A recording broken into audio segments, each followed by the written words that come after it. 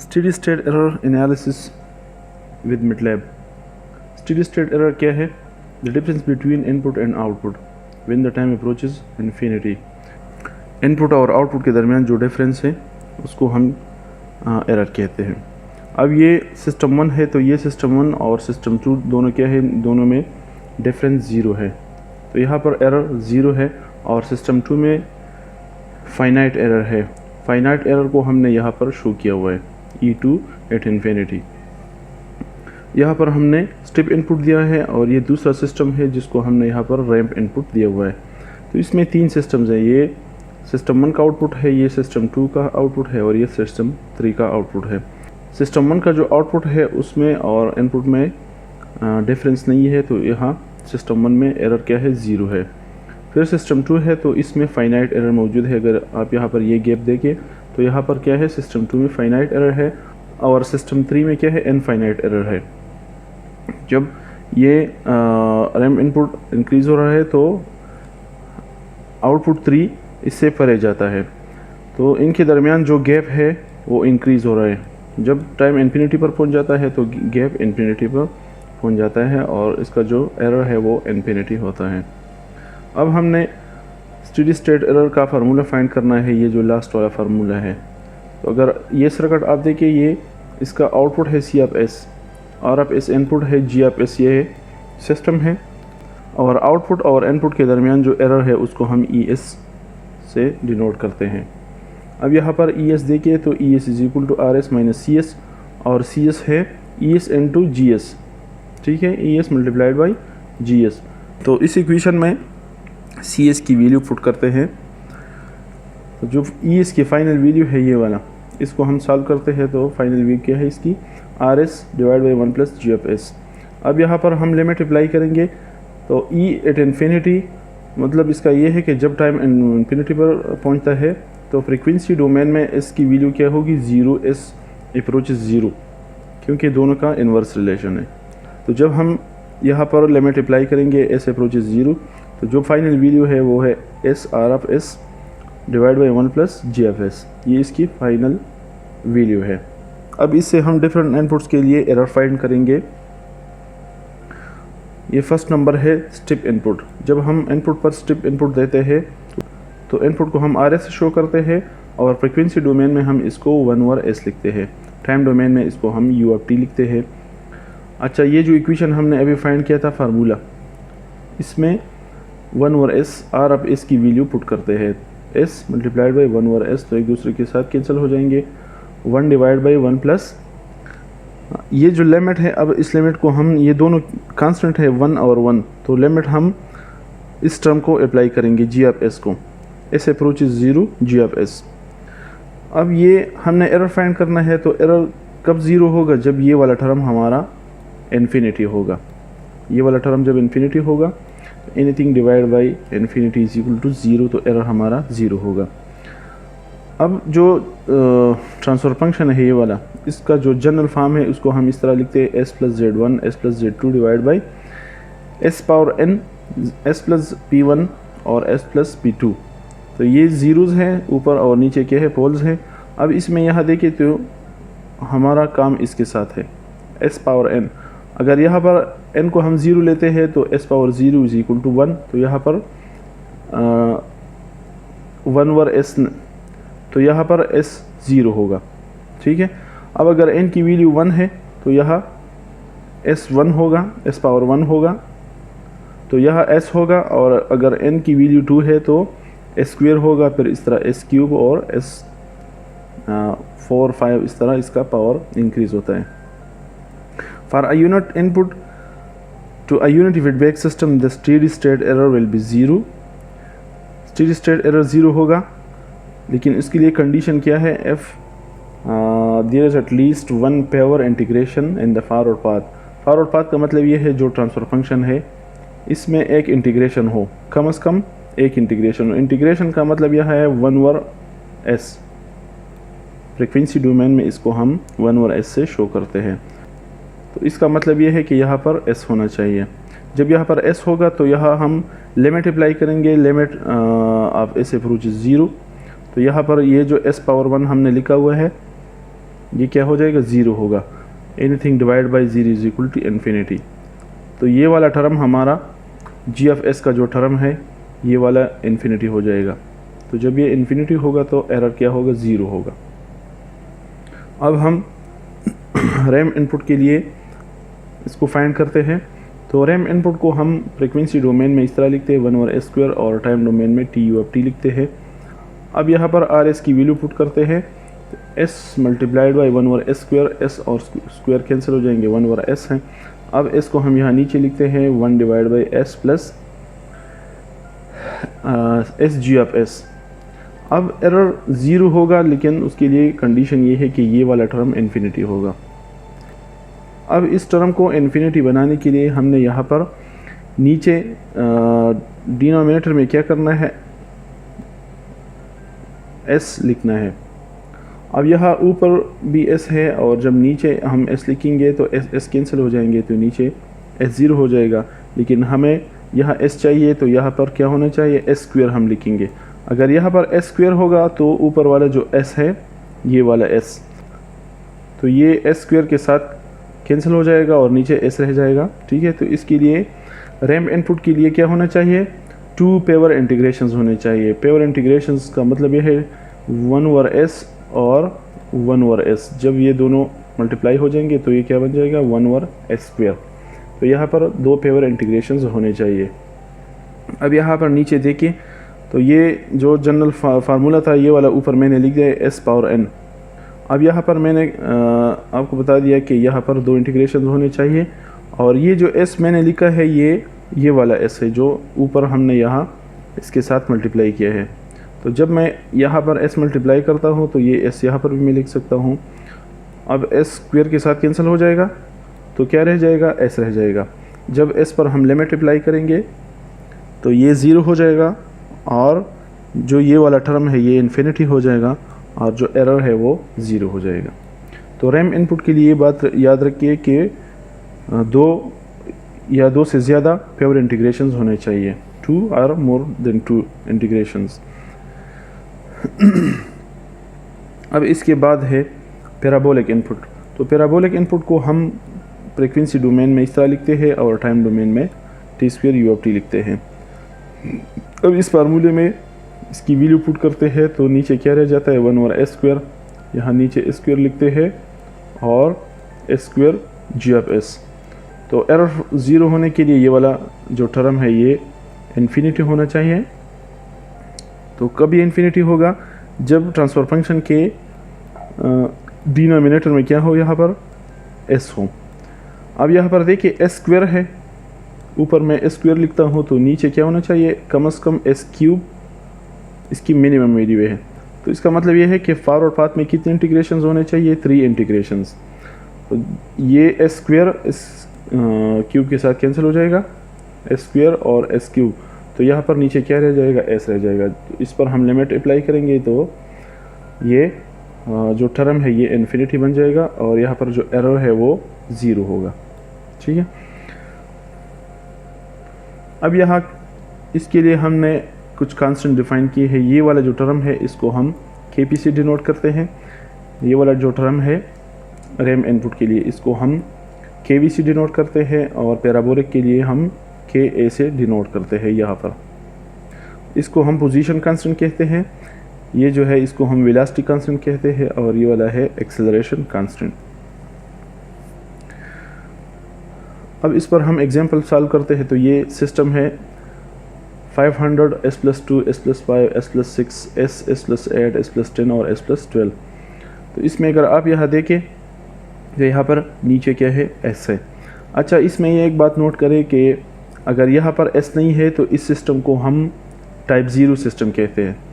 अगर यहाँ s की पावर 1 है तो इसका मतलब ये है कि s मौजूद है, तो इसको हम टाइप 1 सिस्टम कहते हैं। और अगर यहाँ पर s पर स्क्वायर हो या क्यूब, फोर्थ जो भी हो, तो उसको हम टाइप 2 सिस्टम कहते हैं। यहाँ पर जो सिस्टम है ये टाइप 1 सिस्टम है। ठीक है, यहाँ पर s मौजूद है। अब स्टेप इनपुट के लिए हमने एरर फाइंड करना है। तो सबसे पहले हमने जो टर्म है पोजीशन कांस्टेंट वाला उसको फाइंड करना है।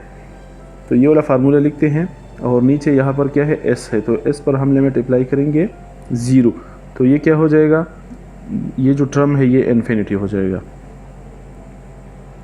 अब हमने एरर फाइंड करना है, तो यहाँ पर ये वाला फार्मूला यूज़ करते हैं 1 डिवाइड बाई 1 प्लस के पी, तो ये इन्फिनिटी है, तो एरर क्या हो जाएगा, 0 हो जाएगा। ठीक है, अब इसको हम मैटलैब में रन करते हैं। मैटलैब में आप यहाँ पर देखिए, ये स्टेप इनपुट के लिए पहले मैंने क्लियर आल लिखा हुआ है। इसके लिए हम ये जो प्रोग्राम लिखते हैं ये स्क्रिप्ट में लिखते हैं, न्यू स्क्रिप्ट में। ठीक है, अच्छा यहाँ पर क्लियर आल है, फिर उसके बाद CLC, और फिर उसके बाद हम न्यूमरेटर डिफाइन करते हैं 500 पोलिनोमियल जो हमने वहाँ पर लिखा था। फिर उसके बाद डिनोमिनेटर है, यहाँ 0 का मतलब ये है कि यहाँ पर सिस्टम में s है, मतलब एक पोल हमारा ओरिजिन पर है, 0 पर है, और बाकी जो पोल्स है वो नेगेटिव है। ठीक है, फिर उसके बाद ट्रांसफ़र फंक्शन फाइंड करते हैं, और फिर close loop transfer function T of S find करते हैं। अब KP मालूम करने के लिए मैटलैब में ये वाला कमांड यूज़ होता है dcgain of G of S, और जब ये कांस्टेंट फाइंड हो जाए तो उसके बाद हम एरर फाइंड करते हैं। एरर का फार्मूला है 1 डिवाइड बाई 1 प्लस KP। फिर उसके बाद हम इसकी प्लॉटिंग करते हैं, तो इसके लिए सिंपल फार्मूला है, स्टेप इनपुट हम यहाँ पर दे रहे हैं, तो उसके लिए फार्मूला है स्टेप ऑफ T, और उसके बाद फिर हम जो प्लॉटिंग करते हैं या जो ग्राफ है उस पर हम लेबलिंग करते हैं, तो उसके लिए हम X लेबल, Y लेबल और टाइटल ये वाले कमांड हम यूज़ करते हैं। इसको हम रन करते हैं।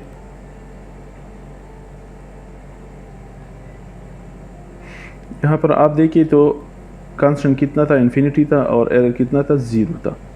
ठीक है, अब इसके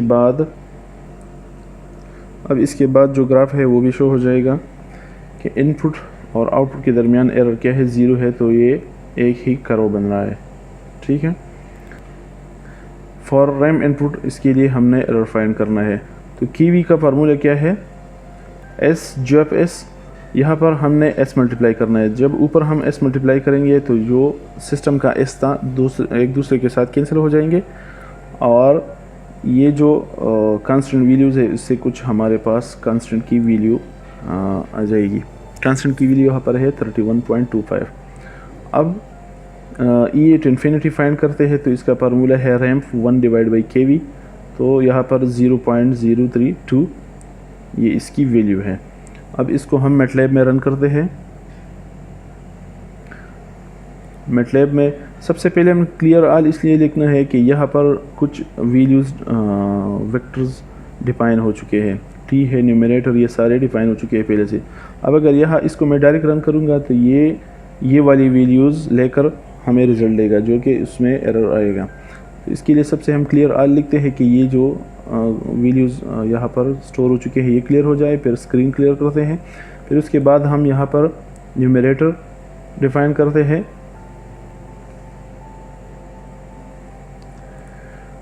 फिर उसके बाद हम यहाँ पर न्यूमरेटर डिफाइन करते हैं 500 पोलिनोमियल, और यहाँ न्यूमरेटर S ऑफ G है, तो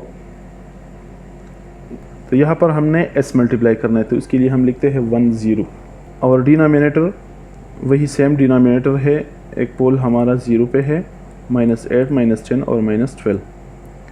अच्छा, अब इसका हम ट्रांसफ़र फंक्शन फाइंड करते हैं, तो ये न्यूमरेटर SG, डिनोमिनेटर SG, इन दोनों का हम ट्रांसफ़र फंक्शन फाइंड करते हैं, फिर उसका close loop transfer function find करते हैं, और उसके बाद जो न्यूमरेटर और डिनोमिनेटर में कॉमन टर्म्स है S के, उसको हम कैंसिल करते हैं, जो यहाँ पर मैंने अभी पहले कैंसिल किया S और S को। तो उसके लिए ये वाला कमांड यूज़ करते हैं min real, MINREAL S G of S। तो हमारा जो फाइनल ट्रांसफ़र फंक्शन है वो है SG। अब इस SG पर हमने वो लिमिट्स अप्लाई करने हैं, तो उससे हम क्या करते हैं, KV कांस्टेंट फाइंड करते हैं, तो उसके लिए कमांड यूज़ करते हैं dcgain SG, और फिर एरर फाइंड करते हैं ESSR 1 ओवर KV, और फिर उसके बाद टाइम है 0 से लेके 5 सेकंड तक। हमने टाइम डिफ़ाइन करना है इसलिए कि यहाँ पर जब हम रैम इनपुट देते हैं तो रैम को भी T के बराबर लेते हैं। इसका मतलब ये है कि 1 सेकंड पर रैम की वैल्यू 1 होगी, 2 सेकंड पर 2 होगी और इस तरह इंक्रीज़ होता है, क्योंकि रैम की वैल्यू इस तरह इंक्रीज़ होती है। स्टेप की वैल्यू कांस्टेंट होती है और रैम की वैल्यू इंक्रीज़ होती है।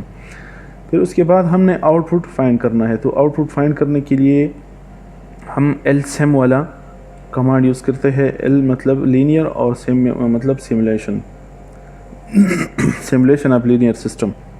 तो यहाँ पर ये जो Y आउटपुट है ये डिफ़ाइन हो जाएगा और फार्मूले में हम T पुट करते हैं, क्लोज लूप ट्रांसफ़र फंक्शन, फिर उसके बाद रैम्प और फिर उसके बाद टाइम। ये जो X है ये स्टेट स्पेस के लिए हम डिफ़ाइन करते हैं। यहाँ पर X की वैल्यू 0 होगी। जब Y डिफ़ाइन हो जाएगा तो फिर उसके बाद हम प्लॉटिंग करते हैं, इनपुट और आउटपुट को हम प्लॉट करते हैं। तो Y हमारा आउटपुट है और रैम्प हमारा क्या है, इनपुट है। Y को रेड कलर में प्लॉट करें और रैम्प को ग्रीन कलर में प्लॉट करें। फिर उसके बाद लेबलिंग और टाइटल कमांड हम अप्लाई करते हैं। अब इसको रन करते हैं। तो हमने यहाँ पर KV की वैल्यू पॉइंट की थी, वो 31.25 था और एरर की वैल्यू कितनी है, 0.032। अब यहाँ ग्राफ में देखिए तो इस ग्राफ को हम, ये एक रेड कलर है और दूसरा क्या है, ग्रीन कलर है। तो ये जो ऊपर वाला है, ये वाला, ये इनपुट है और ये जो नीचे है ये क्या है, आउटपुट शो करता है। ठीक है, ये नीचे वाला आउटपुट है और ये ऊपर वाला क्या है, इनपुट है। तो इन दोनों में अगर आप देखें तो यहाँ पर थोड़ा बहुत एरर शो कर रहा है। ये रैम्प इनपुट के लिए हमने एरर फाइंड किया। अब इसके बाद पैराबोलिक इनपुट के लिए फाइंड करते हैं। तो वही सेम सिस्टम है, लेकिन पैराबोलिक में क्या है, S स्क्वेयर है और यहाँ नीचे सिस्टम का S है। तो S स्क्वेयर और S कैंसिल हो जाएंगे तो यहाँ पर S रह जाएगा। अब इस पर हम लिमिट अप्लाई करते हैं, S अप्रोचेस 0, तो ऊपर S लिखा हुआ है तो ये 0 हो जाएगा। तो जो न्यूमरेटर है वो टोटल 0 हो जाएगा। 0 divide by anything is equal to 0। और फिर उसके बाद जो एरर है, एरर फॉर पैराबोला, तो वो है 1 डिवाइड बाई KA। तो KA की वैल्यू 0 है, 1 over 0 is equal to infinity. अब इसको मैटलैब में रन करते हैं। यहाँ पर ये पैराबोलिक है। अब इसमें आप देखें तो सेम रैम इनपुट के लिए जो पैरामीटर्स हमने डिफ़ाइन किए थे, सेम वही फार्मूले यूज़ होते हैं, लेकिन इसमें क्या है, यहाँ S स्क्वेयर है, S स्क्वेयर ऑफ G, और उसमें क्या था, SG था। बाकी जितने भी कमांड्स है सारे सेम है। इसमें देखिए न्यूमरेटर है, फिर न्यूमरेटर S स्क्वेयर है। तो यहाँ पर ये बात नोट करें कि इसके साथ S स्क्वेयर मल्टीप्लाई करना है, तो ये 1 लिखा है मैंने, ये S स्क्वेयर है, फिर 0 है तो 0S और फिर कांस्टेंट की वैल्यू है। ठीक है, तो यहाँ पर मैंने इसके साथ S स्क्वेयर मल्टीप्लाई किया है। बाकी जितने भी कमांड्स है वो सारे सेम है। DC गेन वाला फार्मूला यूज़ करते हैं और फिर वही टाइम है। यहाँ पर अगर आप देखें तो रैम के लिए मैंने ramp is equal to T लिखा था। यहाँ पर parabola is equal to T square हम लिखते हैं। तो यहाँ पर मैंने डॉट भी डाला है। डॉट का मतलब ये है कि T कोई ख़ास नंबर होता, कोई स्पेसिफिक नंबर होता तो फिर हम डॉट नहीं डालते, लेकिन यहाँ पर T क्या है, रेंज है, 0 से 5 तक एक वेक्टर है। तो जब इस पर हम स्क्वायर लेते हैं तो इसमें यहाँ पर हम डॉट लगाते हैं। फिर उसके बाद LSEM कमांड अप्लाई करते हैं। Y डिफाइन हो गया है और फिर हम प्लॉटिंग करते हैं Y की और पैराबोलिक इनपुट की, और फिर उसके बाद हम क्या करते हैं, लेबलिंग करते हैं। हम इसको रन करते हैं। यहाँ पर ये देखिए, पहले तो ये जो गेन कांस्टेंट है उसकी वैल्यू क्या है, 0 है, और जो एरर है वो इन्फिनिटी है। तो यहाँ पर इसमें आप देखिए, इसको मैं जूम करता हूँ तो यहाँ पर दोनों ग्राफ एक दूसरे पर ओवरलैप कर रहे हैं। जितना टाइम गुजरता जा रहा है, आगे जाते हैं तो यहाँ पर एक दूसरे से दूर होते चले जाते हैं। टाइम को मैं थोड़ा और इंक्रीज़ करता हूँ। टाइम यहाँ हम लेते हैं 50 लेते हैं। यहाँ पर आप देखें तो एक दूसरे से दूर चले जाते हैं। तो इसका मतलब ये है कि एरर क्या है, यहाँ पर एरर इन्फिनिटी है। तो जब टाइम इन्फिनिटी पर पहुँच जाएगा तो ये एक दूसरे से बिल्कुल इन्फिनिटी डिस्टेंस पर होंगे।